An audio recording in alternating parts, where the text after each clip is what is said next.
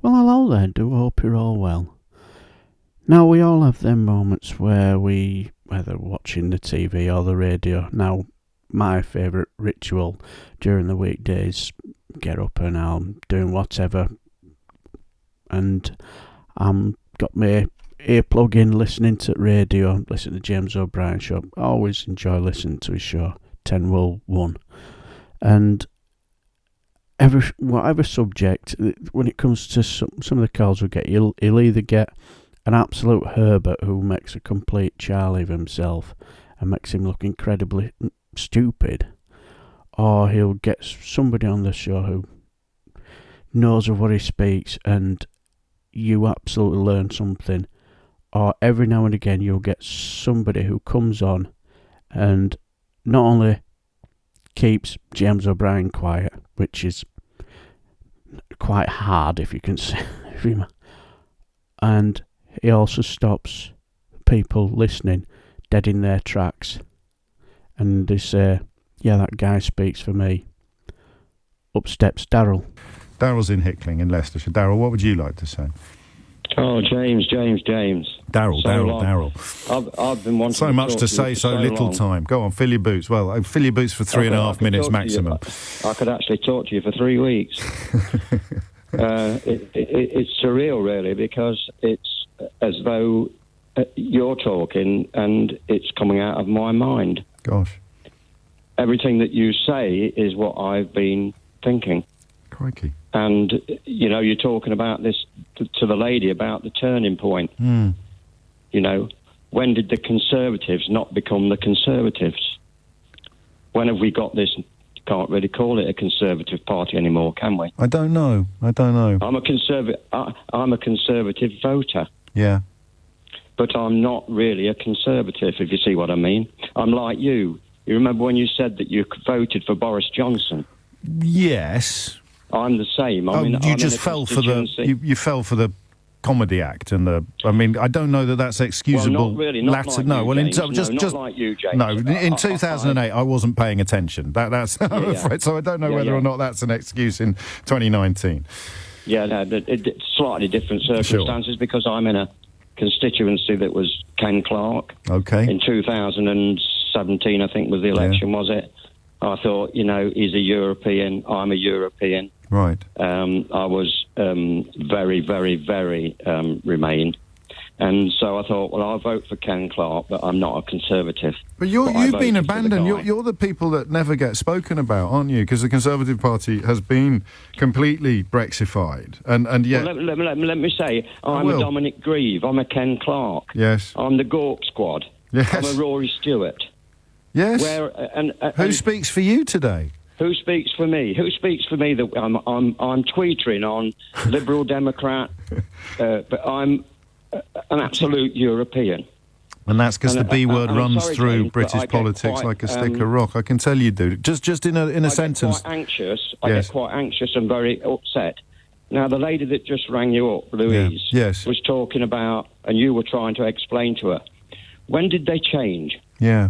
And she's trying to convince you that actually this is the norm. And I can assure you this is not the norm. This changed at Barnard Castle. Yeah. For me, if you were asking for me for when did it change, being one of the Gawk Squad, if you like, a Ken Clarkist, it changed when Boris Johnson, before the election, refused to let I can't think of his name, Dominic Grieve, released the report on Russia. Yeah. Now, and that goes back to the B word as well, doesn't it? Yes, it does. And if Dominic Grieve was allowed to have leaked that report, if he was a dishonourable man and came down to the same levels as Boris Johnson and leaked that report, we wouldn't have been in the state we're in now, would we? I think you're a bit more optimistic than I am, actually. I don't know by then whether it would have made any difference at all. Well, it might not. But with regards to the people who are like me... Yes. Right? I go back to somebody that's quite good at cooking. Her name's Delia Smith. Yeah, go on. She went out onto the Carrow Road pitch and she shouted, "Where are you? Where are all these people?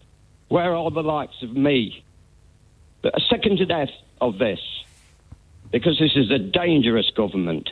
This is a divisive government. This is a Brexit government, and Brexit has broken the back of our society.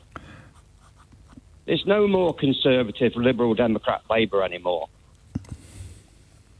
It's Brexit that's destroyed this country. It's turned family against family.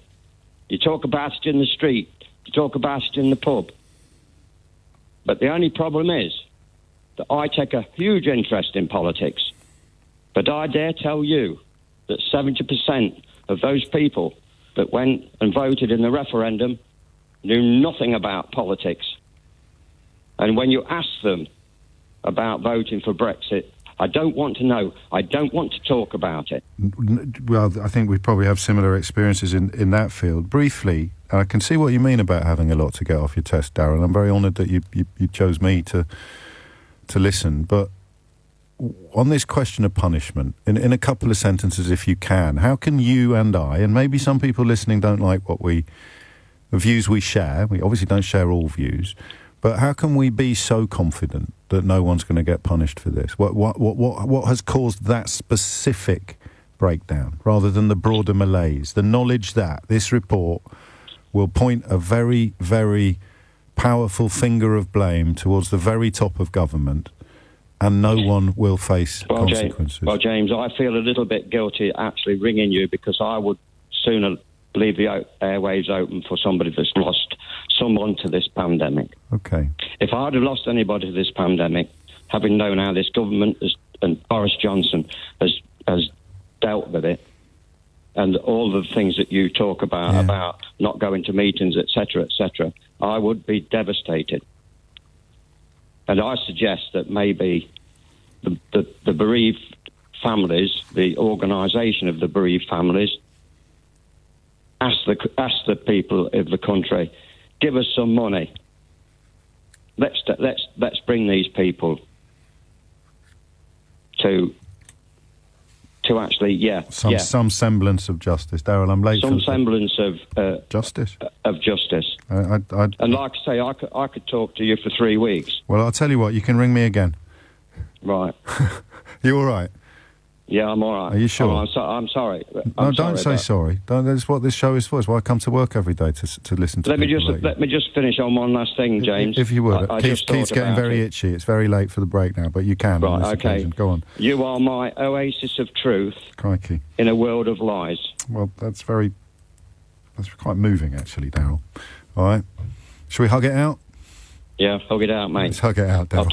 I'll talk to you again, mate. Bloody better, all right? All the best. Make that a promise. You mind how you go. Thank you, Darryl. It's 11:18. You are my oasis of truth in a world of lies. I think that's beautifully put. And if anybody said that to me, I'd have a lump in my throat as well. But I was sat there. When I was listening to him, I was in the middle of making some tea cakes for my family, just make them for my kids, for dinner. They absolutely love them. Takes hours to make and 10 minutes to be devoured but as soon as I listen to this guy when he's talking about this Conservative Party, I just stopped everything, because I just stood there nodding my head. And when he moved on to about Brexit, and 70% people probably didn't know what they were voting for, totally agree with that. I had somebody on Facebook during the referendum campaign constantly posting absolute guff on Facebook, and I remember saying to him, don't you ever get tired of posting this nonsense? And he said, well, you know what to do, don't you? Unfollow, simples. So, and they were just constant, stuff of Nigel Farage dressed up like St. George and all this guff with Winston Churchill, the irony, And now when he says that they don't want to talk about it, I totally agree. I still post the nonsense of Facebook on Facebook sometimes, be it about using News Thump or Daily Mash just taking the rise, whereas before, not long after the referendum result, I get a load of slaver from these people. Nothing. I get nothing now. No replies, no snide comments, no "you lost, get over it." Nobody wants to talk about it now. So I totally agree with him. And the amount of love he got after showed you that I wasn't the only one who was stopped dead in their tracks and just hung on to his every word. I thought it was just a fantastic call. Right, I shall leave the video here, and till the next time I shall bid you farewell. Take care.